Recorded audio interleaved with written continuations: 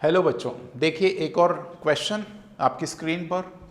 In the given figure एक diagram हमारे पास दे रखी table. If the sum of the values along the side, this is the very important line, is equal. मतलब हम किसी भी साइड को, जैसे मान लो हमने ये वाली साइड ले ली, राइट, चाहे हमने ये वाली साइड ले ली, इनका यदि मैं सम निकालूं तो ये इक्वल है। चाहे हम ये ले लें और इसको इसके बराबर ठहरा दें तो भी इक्वल है, या हम ये वाला रो ले लें। अलोंग द साइड का मतलब ये है, मतलब ये वाला रो इस रो के बराबर है, ये वाला रो इस कॉलम के बराबर है, ये कॉलम इस कॉलम के बराबर है, मतलब ये सब आपस में एक दूसरे के बराबर उसने बताए हैं। ठीक है, अब आगे चलना, मेरी बात ध्यान से सुनना।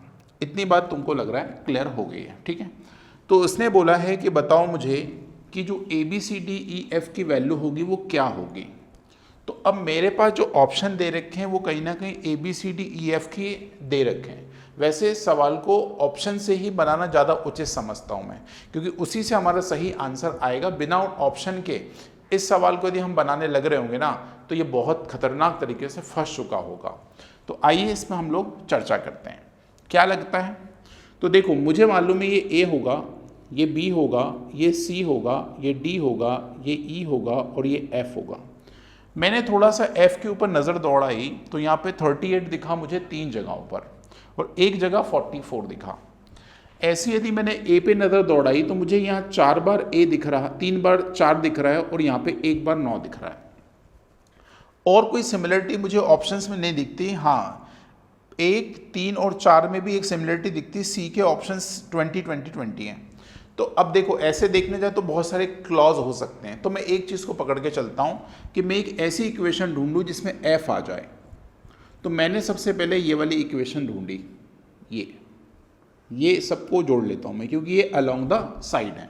ठीक है, तो यहाँ लिखा मैंने 10, प्लस में F और प्लस में लिख लिया 5। अब ये बराबर होगा, किसके बराबर होगा? किसी दूसरे साइड के, राइट। तो मैं एक काम करता हूँ, ये वाले उठा लेता हूँ। अच्छा, ऐसा ज़रूर नहीं कि जो मैं उठा रहा हूँ वो आप भी लें, है ना। देखो, कोई भी उठा सकते हो, पेपर में कोई चीज़ रट के नहीं जाना है, बस जो बात कही उस पर अडिक रहना है। तो अब मैं ये वाले लेके चल रहा हूँ, तो ये बराबर लिख देता हूँ मैं 15 प्लस C प्लस D और प्लस F। और एक चीज़ और बता दूँ, यदि आपको स्पीड स्लो लग रही है तो यूट्यूब का XX पे भी देख सकते हो, फीचर आपके पास स्पीड बढ़ाने का फीचर है। चलो भाई, इसको इससे काट लो। और कुछ कट रहा है क्या? एक काम करो, 10 को बोलो वहाँ चले जाओ तुम, तो यहाँ से F की वैल्यू एक निकल के आ जाएगी। 10 को उधर ले जाएंगे तो C प्लस D, और 15 में से 10 जाएंगे तो बेटा 5 ही बचेंगे। अब तो एक मेरे पास इक्वेशन निकल के आ गई, दिस इज़ द इक्वेशन। ठीक है, ये मेरे पास एक इक्वेशन बढ़िया ज़ोरदार निकल के आ गई है।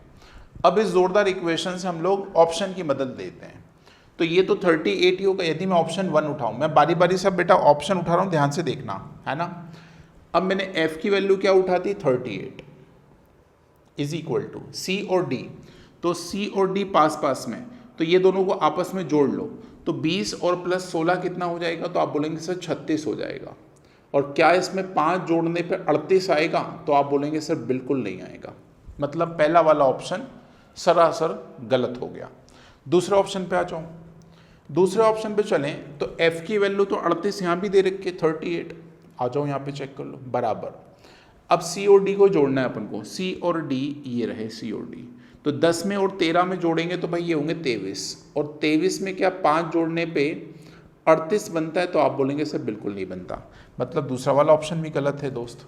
मतलब पहला गलत कर दिया अपन लोग ने और दूसरा भी गलत साबित कर दिया। अब आती बात तीसरे पे। ठीक है, थोड़ा शांति से बैठे रहना दोस्त, है ना। अब आते हैं हम तीसरे पे। तो इसमें भी 38 F की वैल्यू है, यहाँ लिख लिया अपन ने 38, बराबर C प्लस D। तो C प्लस D यहाँ पे रहा, तो 20 प्लस 13 कितना हो गया?